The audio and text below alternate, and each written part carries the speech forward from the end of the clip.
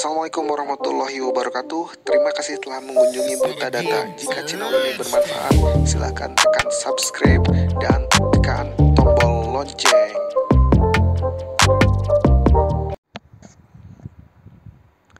Assalamualaikum warahmatullahi wabarakatuh. Berjumpa lagi bersama saya Vega Purwayoga. Pertemuan kali ini saya akan melanjutkan terkait dengan materi sebelumnya, yaitu Kamins Cluster. Nah, dalam hal ini saya akan menerapkan Kamins pada R programming. Sebelum masuk ke R programming, jadi yang perlu kita siapkan adalah datanya dulu. Data dalam hal ini saya contohkan 5 saja, jadi ada 5 data untuk Jadi untuk memudahkan kita nanti dari proses penjelasan secara manual.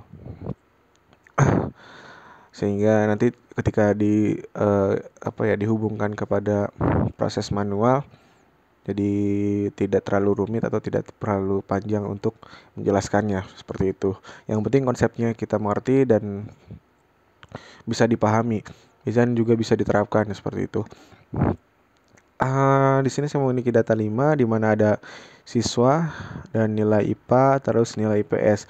Fungsinya untuk tujuannya data ini untuk apa? Jadi tujuan dari penerapan Kamins dalam ini adalah untuk mengelompokkan minat siswa dalam sekolahan. Misal ada minatnya ke IPA atau IPS, atau masih bisa digunakan untuk rujukan siswa ini masuk ke perguruan tinggi dengan minat ke sosial humaniora atau program studi atau departemen yang saintek, seperti itu. Mungkin ini bisa diterapkan karena mungkin saya ambil tema ini karena sudah mendekati terkait dengan SNMPTN, terus SBMPTN ya, juga nanti seleksi mandiri, seperti itu. Dalam hal ini saya akan menerapkan 5 data saja. Jadi detail nilainya ada di sini. Jadi nilainya hanya 1 digit saja. Di sini ada nilai 5, jadi terkecil itu ada 4 sampai dengan 9, seperti itu, untuk memudahkan kita dalam proses clustering seperti apa dengan menggunakan R. Jadi kita buat data seperti ini saja. Tulis saja karena ya untuk nggak terlalu banyak juga agar udah dicontoh, seperti itu. Lalu datanya disimpan dalam CSV, jadi comma delimited. Nah, saya udah buat sih, jadi mungkin teman-teman sudah tahu bagaimana cara men-save file Excel ke tipe atau ekstensi comma delimited atau CSV file, seperti itu. Setelah kita persiapkan datanya, jadi ini data yang tidak harus, mungkin saya pikir ini tidak terlalu banyak proses data, walaupun proses data itu salah satu bagian terpenting dalam proses mining atau data mining, seperti itu.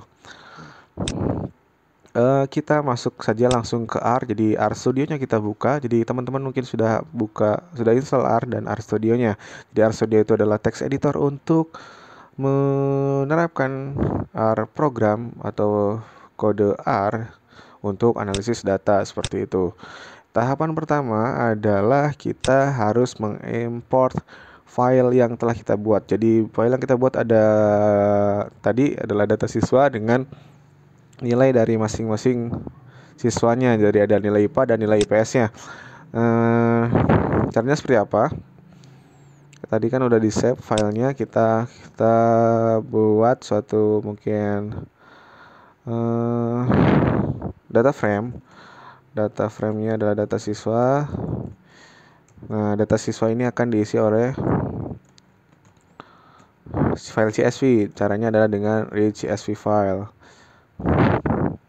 Saya pernah menjelaskan cara mengimport, beberapa cara mengimport untuk CSV file, seperti itu. Namun di video sebelumnya saya akan sertakan pada deskripsi. Jadi file dot langsung muncul ada banyak file dot apa, maka kita gunakan file choose untuk memilih fleksibel file yang akan kita import, seperti itu. Setelah kita run, maka akan dibuka folder yang akan kita pilih. Saya simpan di desktop. Desktop itu namanya apa itu? Ini Nah, sudah terimport, di mana secara tidak langsung ketika ini tidak ada error, maka kita akan cek di bagian environment. Environment kita buka, diklik saja. Nah, ini sama saja. Jadi sesuai dengan ada yang di file Excel seperti itu. Nah, ketika kita sudah running, jadi kita udah preparasi datanya sudah, dan mudahnya dalam R, kita bisa gunakan package untuk cluster atau dalam proses pengelompokan data berdasarkan setiap karakteristik mahasiswa. Karakteristiknya dapat dari apa? Dari atribut-atribut yang dimiliki oleh mereka. Ya, seperti tadi adalah ada nilai IPA dan nilai IPS seperti itu. Library apa yang kita gunakan? Itu kita gunakan library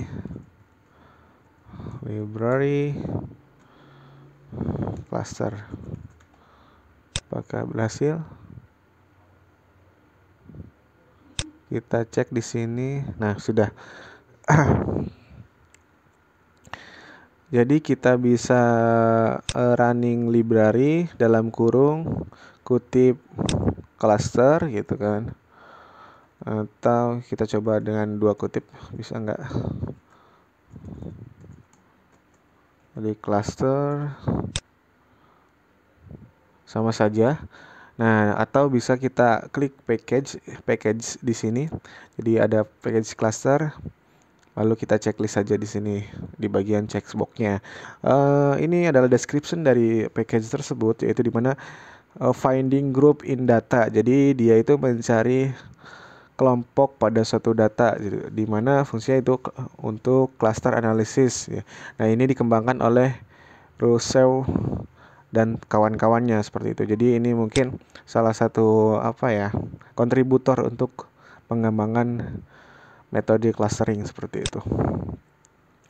Nah, kita telah membangkitkan package atau library. Nah, setelah itu kita akan seleksi. Oh, ini data siwa ya. Kita running saja dulu lah, kembali lagi. Karena ini terlalu jelek namanya. Oh, sorry. Mana ya? Oh, sorry.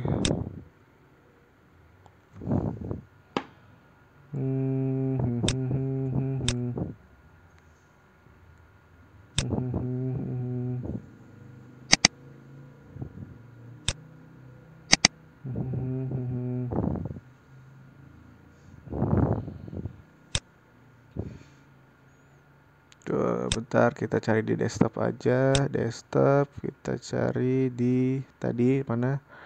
Data siswa seperti itu. Nah, ini tadi yang data siswa, ini kita ganti dengan data siswa. Kita seleksi data itu. Karena si Kamin cluster tidak bisa mengklasifikasikan data yang tidak numerik dalam hal ini, maka kita gunakan atau seleksi datanya dengan cara data siswa kurung siku. Lalu kita ambil atribut mana saja. Jadi di sini adalah ada 3 atribut kan. Jadi kita ambil atribut 2 sampai dengan yang ketiga saja seperti itu. Kita run, tidak ada error. Ini berbeda, ini yang tadi data siswa belum diseleksi, tapi di sini sudah diseleksi. Jadi ini fungsinya seleksi atribut. Ini salah satu praproses juga. Jadi bagaimana kita untuk memilih data atau atribut yang akan kita gunakan untuk menunjang proses clustering dengan menggunakan K-means cluster. Kita cek. Nah, ini jadi yang kita gunakan hanya 2 atribut ini, yaitu nilai IPA dan nilai IPS seperti apa. Lalu bagaimana cara mengklasternya? Mudah saja. Jadi ini proses cluster.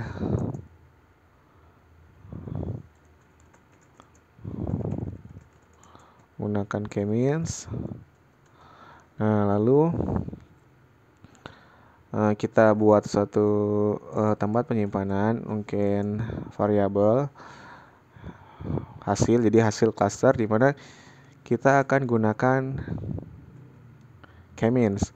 Ketika kita memanggil atau membangkitkan suatu library atau package dalam R atau kita ya dalam R Programming atau R Studio ini kita akan langsung direkomendasikan kepada package atau fungsi yang dimiliki oleh package tersebut. K-means adalah bagian dari fungsi yang terdapat pada package cluster atau library cluster. Nah, ini kita gunakan datanya apa? Jadi yang kita gunakan data apa? Data siswa, lalu tentukan kelompok. Berapa kelompok yang akan kita bentuk untuk mengelompokkan siswa ini? Seperti itu. Bagaimana caranya?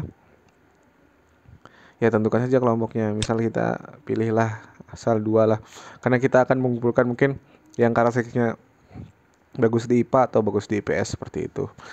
Lalu kita running. Jadi simpel sekali untuk di R. Jadi cuma satu baris saja kita udah bisa menghasilkan cluster.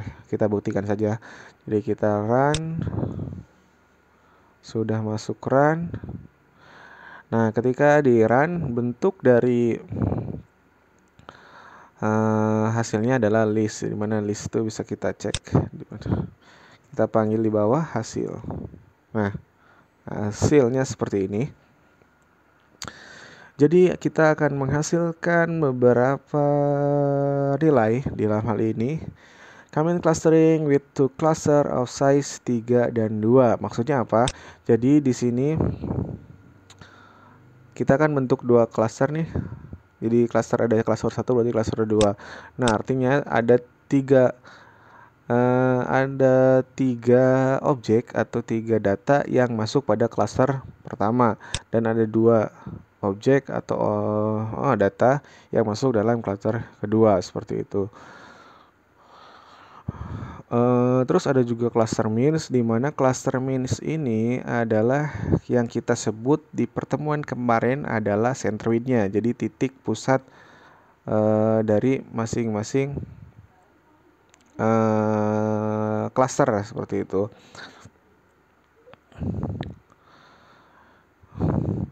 Dan ini misal 1 ini adalah titik pusat atau centroid dari cluster pertama dan ini adalah titik pusat atau centroid dari cluster kedua seperti itu.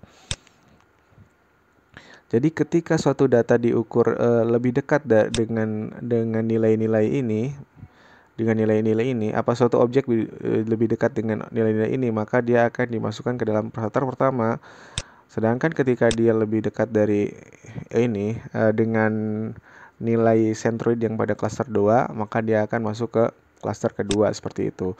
Dan ini penjelasan yang di atas. Jadi ada cluster vektor. Jadi ini merupakan intinya pelabelan objek gitu. Dimana kita bisa hitung. Tadi kan dikatakan bahwa cluster 1 memiliki 3 anggota, sedangkan cluster 2 memiliki 2 anggota. Dibuktikan dengan ini adalah data pertama yang merupakan cluster 1, data ketiga yang merupakan cluster 1, data kelima yang merupakan cluster masuk ke cluster 1 seperti itu. Sisanya kan 2. Jadi ada 2 objek atau data yang masuk ke dalam cluster kedua seperti itu. Dan ini adalah Witten cluster sum of square. Sum of square digunakan untuk menilai kualitas cluster tersebut. Semakin besar nilai ini, maka semakin bagus dia membagi datanya atau mengelompokkan datanya seperti itu. Intinya ketika data jarak antara jarak antara anggota kelompok dengan kelompoknya itu dekat dan tetapi jauh pada anggota di luar kelompoknya, maka itu adalah klaster yang bagus seperti itu. Jadi intinya misalnya karakteristik dari kelompok ini mirip-mirip, sangat mirip gitu, tapi tidak mirip sekali dengan anggota kelompok lain seperti itu. Jadi itu adalah klaster yang baik seperti itu. Mungkin itu saja. Pertemuan selanjutnya mungkin saya akan menjelaskan bagaimana cara menghitung mungkin ini within cluster sum of square-nya, bagaimana cara mengetahui kualitas cluster secara manual. Ini kan kita belum tahu cara bekerja seperti apa ketika kita asal running saja di R gitu. Jadi kita mudah dalam pekerjaan menentukan hasilnya, namun kita mungkin ada sedikit kurang paham dalam memahami alur programnya seperti itu. Nah, mungkin nanti saya akan jelaskan terkait dengan eh, tahapan-tahapannya sampai menghasilkan nilai kualitas cluster atau sum of square sebesar 62,8% seperti itu.